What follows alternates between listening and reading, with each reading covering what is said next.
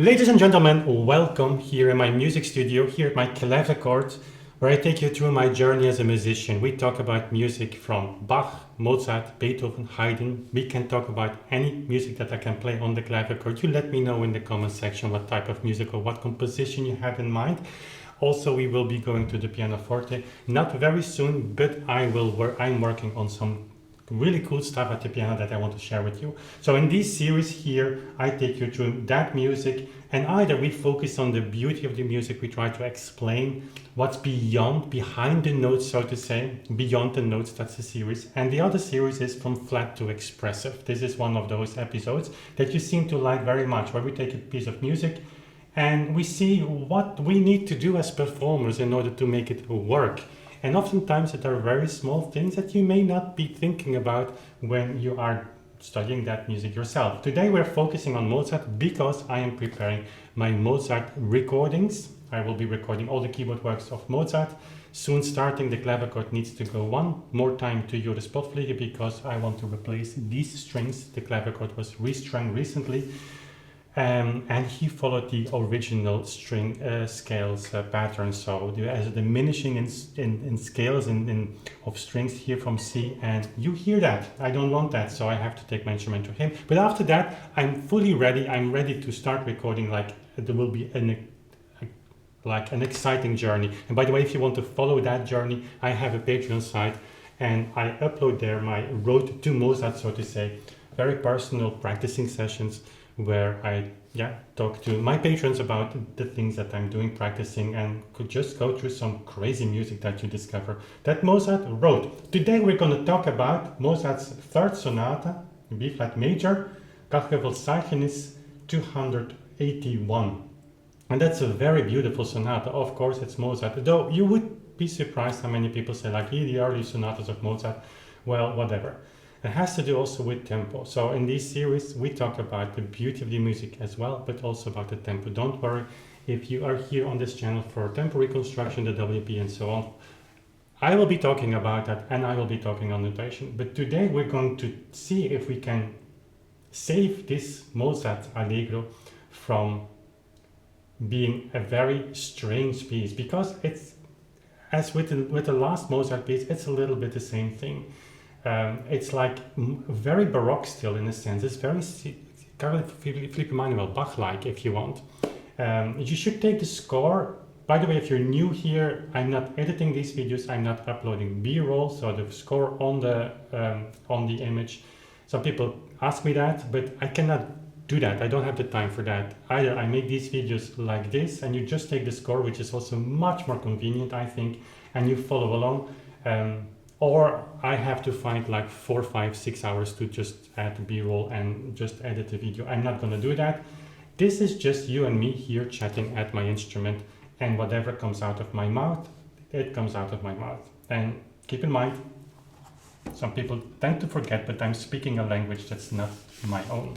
I only started learning English when I was 16.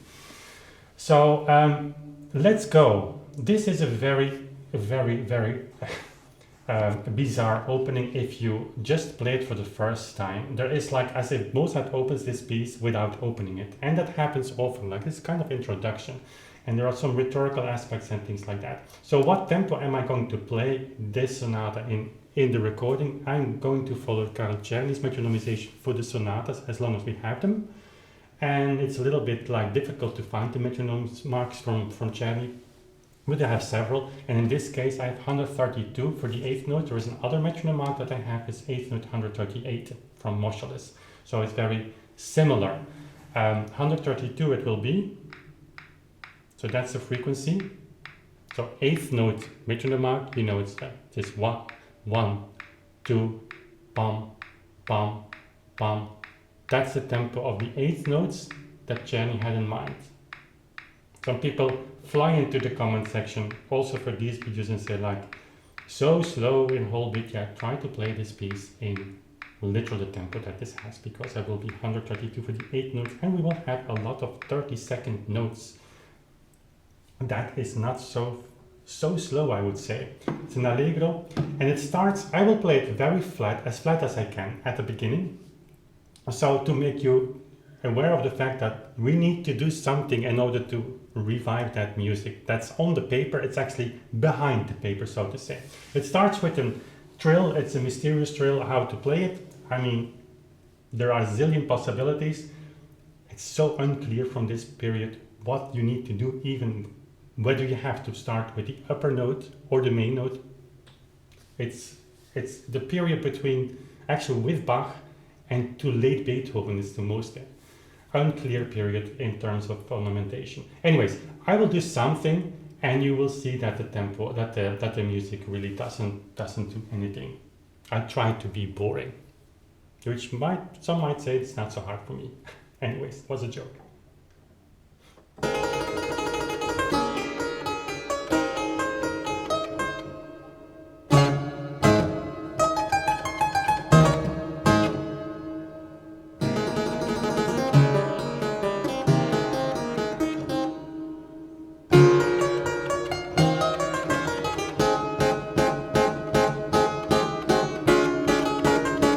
And so on, you get the message.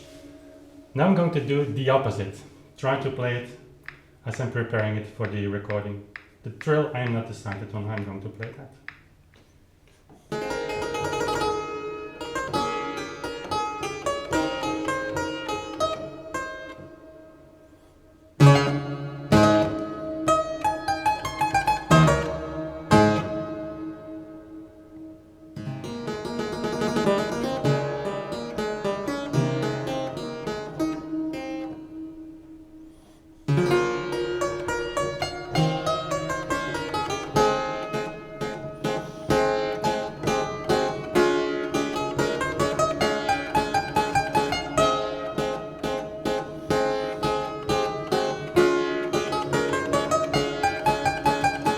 Let's start with this. So that's day and night difference. And I'm not saying that it's the only way you can play this piece. Of course not. But you have to do something. By the way, if you see in bar 3 and bar 4, you have these rather strange chords like...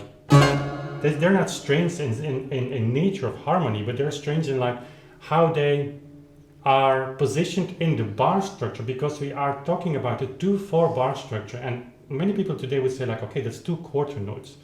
And if you look at the metronome 8th note 132, it's already a little bit strange, because why would Czerny or Moscheles or other people not metronomize this in a quarter note way if you want to have the quarter notes emphasized? 2-4 is very often, and this time Mozart, Haydn, even Beethoven, even Bach, it depends a little bit on the notation, oftentimes a 4-8.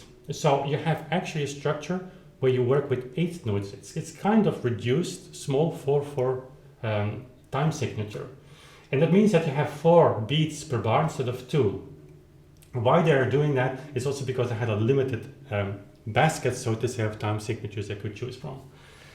There's a whole history. I'm not gonna dive into that here. But then you come here at the first bar, at the first beat of bar 3. Both of them, of these chords, are important. You cannot say like it's like, yeah, it feels almost like an upbeat, and that's even more clear in the next bar, in bar 4, where you have, it's like a closure, but the closure here, the B flat chord, comes at the 2nd 8th note of the bar, which is very strange. And just as a side remark, tempo-wise, if you play this double the speed, then you will notice that there is a conflict there. There is like, yeah, it's like you don't have time anymore to close that sentence, and that leads, partly, it's part of the reason that people say like, often like, these young Mozart sonatas, they're a little bit light, they're just like, well, not maybe not worth your time. I mean, I'm not inventing this, that's what people, and not all of you, and not all of pianists, I'm generalizing a little bit, but you get the sense. It has to do with these rhetorical things that you just don't have the time for when you speed things so much up, like to go even close to double the tempo. Then of course all these things fall a little bit apart. So what I do here, you have a strong accent and at the first beginning of the bar, like of course, but the second one gets an accent as well. And then accent here as well. And then this closes very, very nicely, very logically, I would say. So what did I do here? Instead of playing, I make a distinction between the weak and the softer beats, and here you have two strong beats, which is of course what Mozart wanted.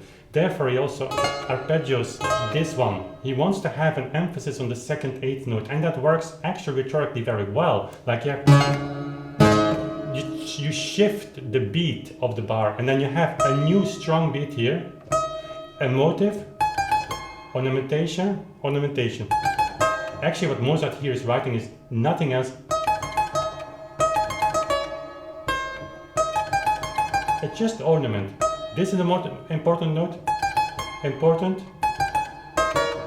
So how do we make that clear? Just hold this note a little longer. You can do that on a piano, you can do that on a harpsichord, on a digital piano, it doesn't matter, it works the same way. You have a different toolbox. Your tools are different if you play another keyboard instrument, but the principles are the same. The clavichord of course allows me to also give this nice, I don't know if you hear that, I'm recording this now the second time with my main microphones, my new microphones, which I'm very proud of. They are absolutely magnificent, thank you. Thanks to my patrons, they allowed me to, or they made it possible that I could afford this. It's like a side note, forget about it. But these microphones, even they have difficulty. No, not difficulties, maybe on YouTube we don't hear that. And now I'm really rambling about recording technique, I shouldn't do that.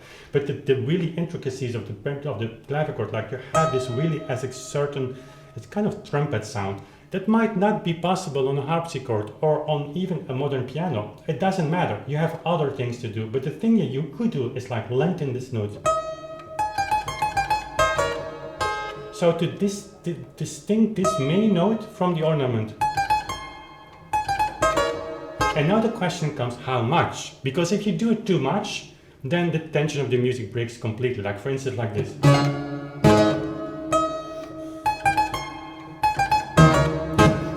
First, I'm out of tempo. You should, everything you do, lengthening notes, you should like, that's borrowing time. You should capture that time and take that time from what's coming next. But you cannot overdo, because then you make everything very important and you are out of time and the listener don't know what he is going to listen to. So you have to guide your audience. A little bit important. And then the structure falls into its place. Now let's combine it with the first two bars. So you have this weird trill, and I say weird because it's an ornament, and then you could select like these. So you have the B flat. You could say like it's, what's that in English? Like it's not an appoggiatura, but it's like the upbeat to go here. These two notes, 32nd notes, C and D, or it's just the ending of the trill. And probably the possibility is there. I mean, the most probable solution is that these two notes are like part of the trill, that you play something like.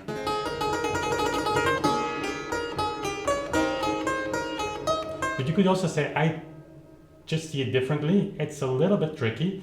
You can start with the upper note, with the main note. I have no idea. And guys, I have been reading about Mozart ornamentation, quite some books, and there is a book published by Neumann, and he says this, and then 10 years later musicologists say like, yeah, but Neumann was wrong because you have to, and I get that because it's very complex, and as a matter of fact it is very hard to just discover what was even, when you have to, even whether you have to start with the upper note or with the main note. My guess is for these early works that Mozart started with the main note. There are some things that are otherwise very difficult to explain, but I don't know. See, that works also. So, and how do we play then this motive? Not like this. This is very flat. This is like almost meaningless. Also here, ornaments. That's just, that's the melody. What does Mozart do? It's all ornamentation. But of course in the ornamentation lies the expression, because you play the ornament very flat and nothing happens. Or you say like, I'm playing Mozart.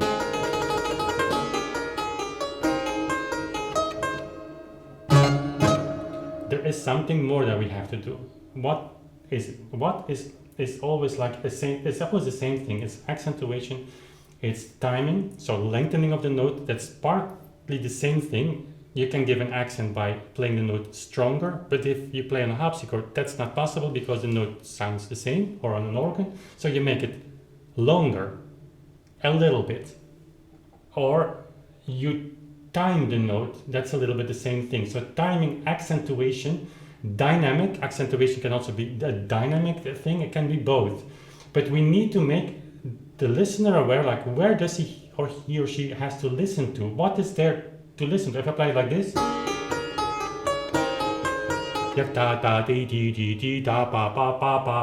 it's all the same. It's very flat. And like you are the da da dee dee dee dee dee dee dee dee. But if I say that yam pam pa dee da pam pa dam pam pam pam pam pam, then I know as a listener, okay, ya ka dee da da da da da da da. How do you do that? Like I said, accentuation, dynamic accentuation, timing, or both.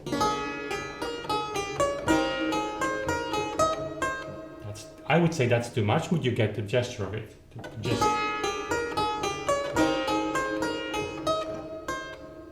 And then Mozart writes like this, how do you call it in English, like this accent, shorter. It's not a staccato note, it's not a portato, it's like, there's a name for that, but I forgot. It doesn't matter, like this little line on the note. Well, certainly you have to play it shorter. It's also kind of accent, but why does he do that? So on the second beat, second quarter note of the bar, again, it's not the light beat, it's like the strong second beat. Like you have 4 beats, 4 8 notes in this 2/4, remember? And so you have an accent on the second one. Of course, you shift a little bit the pulse because the second beat becomes now very important, but it was already important in the 4/8. The second beat is not as important as the first one, but it shares some of that responsibility, I would say. Now Mozart is putting there like an accent, let's say a kind of accent. He wants to do something special with that. And it's understandable because this first phrase comes to an end before it's doing it. So you start.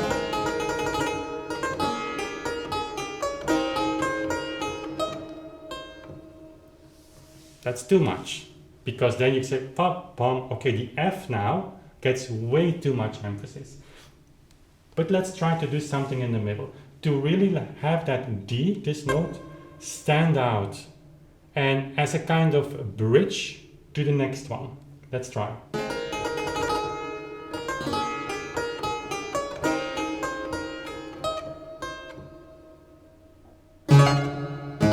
So what have I done now? Dee da dee da dum pum pum. You could say there's a little ritenuto there, but it's not a ritenuto because if you would tap the tempo, the tempo would just be stable. I'm just shifting a little bit the timing in this first pattern. That sounds all very difficult, but you should try that. You should try to just to see what works and when what works. And you work with accentuation and time. It's the only thing you have here.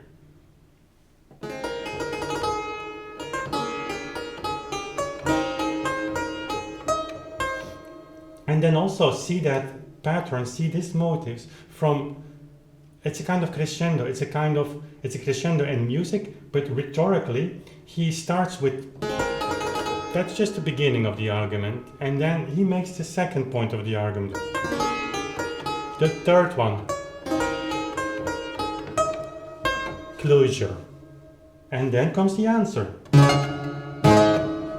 And then a kind of bridge function. It's not so important, this motive. But the only function that that motive has is to lead the listener to the next answer.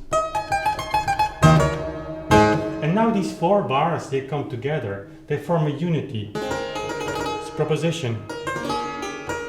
Stronger. And now what? This.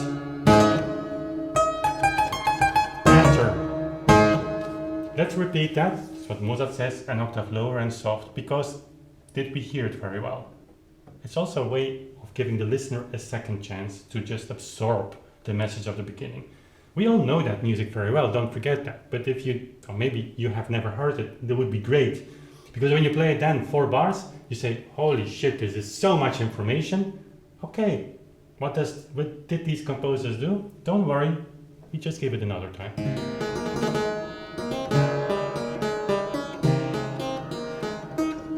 Of course, a little different now.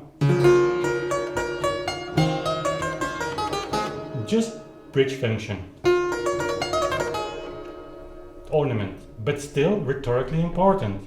And so what do? We give accents. Let me exaggerate.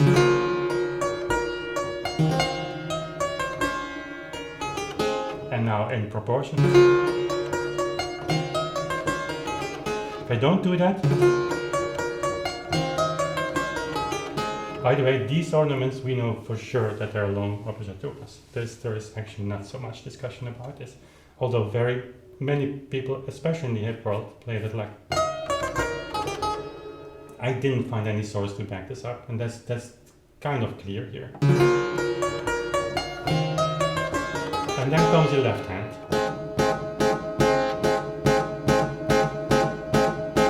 It's obvious, I would say, but maybe not so obvious for you when you play this music. Like what you should do? Like what?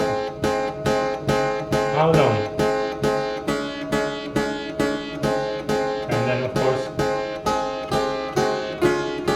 and what you hear often is like that people give an accent on every 16th note.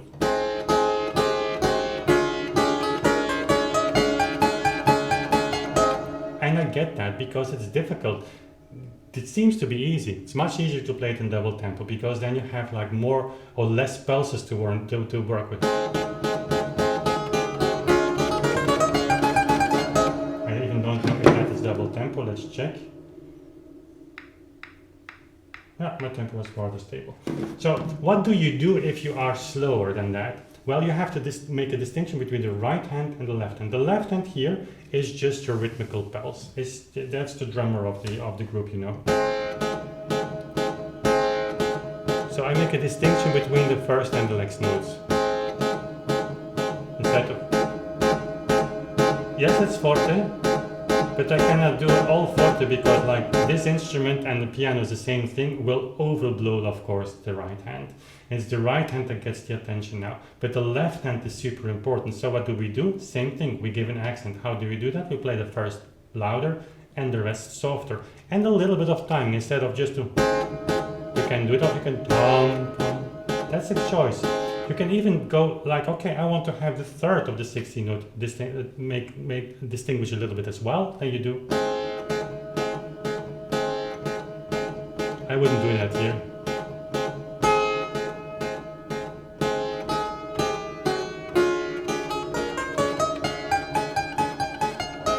Also here I should articulate a little bit. If you see the score in bar 9, there is no bow at the beginning, there's a bow at the end. So Mozart indicates the beginning he wants to have articulated. That's one of the reasons why he's using this but people use this notation. This 2-4 notation with 32nd notes, so like more tensed harmonic structure. It gives actually a hint to the performer to articulate well. These 32nd notes are finer. You have like the tendency to just give a little bit more attention to them than when you play 16th notes. 16th notes are a little bit more legato, I would say, but that's very general. Don't quote me on this. It's of course depending on the situation, but here Mozart makes it clear. A bow here, no bow. Also, imagine you're an opera singer. They don't sing like... You give again, like just beginning. It's very simple things, always the same thing. And the difficulty is not to just know what you can do. The difficulty is when you do what. It's like playing chess, and I'm a terrible chess player. Everybody can know that. I mean, I have no time to study, and even if I would study, I promise I would lose all the games. But it's like you watch a video online. From on YouTube, like explaining a very difficult game, and then suddenly it makes sense. But then you come on your own chessboard and you have no idea anymore what to do, and you say, how is it possible?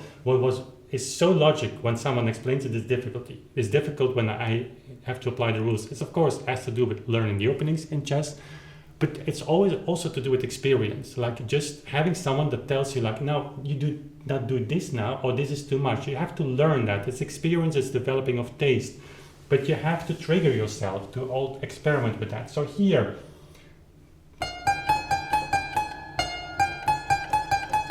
it's are very minor differences, but it is a world of difference. Listen to the difference. Very flat.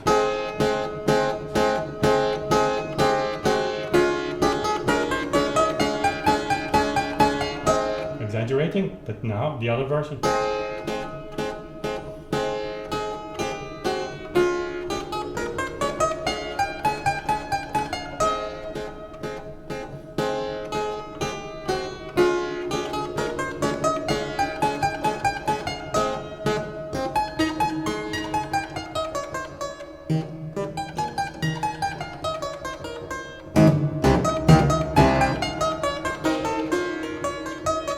See? Accent.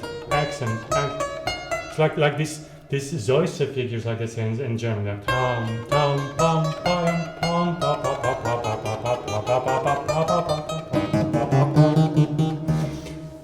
Sing the music. I mean, this time, like people say for Chopin, like Chopin used to say to his students, like go and listen to opera singers, and they will teach you how to play the piano. Do the same thing in Mozart's time. This is like an opera. They were always imitating another instrument except the keyboard instrument that they were playing on. The keyboard instrument is an imitation of something. It's an imitation of other instruments. It's an imitation in the first place of singers. And here you have the perfect example. That's like you have an opera singer that like wants to shine on the stage and exaggerates a little bit, and you have people that say, okay, I do it a little bit more modest, but something you have to do. It's always the same thing. Accentuation is the most important thing, especially when you're playing whole beat. There are other things as well, of course. There's timing, there's articulation, there's phrasing, and things like that. They go hand in hand. Accentuation is actually it's like the basket, so to say, the general term of like, okay, how do you accentuate?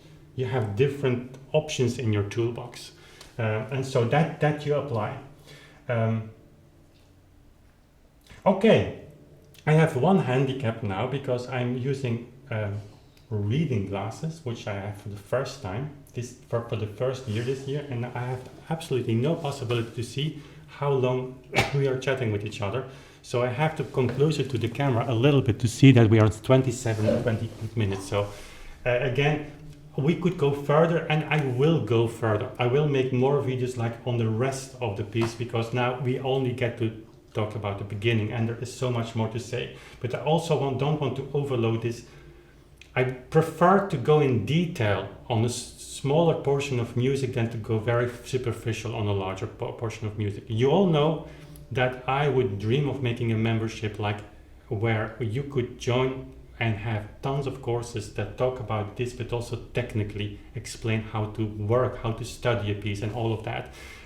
I'll put a link below just to sign up on that email list. And you don't have to pay anything. There's nothing that will be required, but I want to see some interest. Maybe I will also pitch it on the email list in the coming weeks or months. And that would allow me to structure all of that. So it's like just a little, what I give you is a little bit of an extract of the way I'm working, the way I'm thinking, and translated that hopefully that it makes sense for you, for all of you. So again, thank you for being here. Let me know in the comments what you want to hear me talk about, what kind of music, and I will see if I can do that. And don't forget to check out our Patreon page. That's really important. They make it possible that I record these videos and then I study also the things that I'm necessarily studying, Mozart and other things, or researching, writing the book. That's all because my patrons, I cannot be thankful enough to them. So check it out. There's a link in the description box as well for that. And that was all I've got for you today. Thank you for watching, and we see each other very, very soon again. Bye.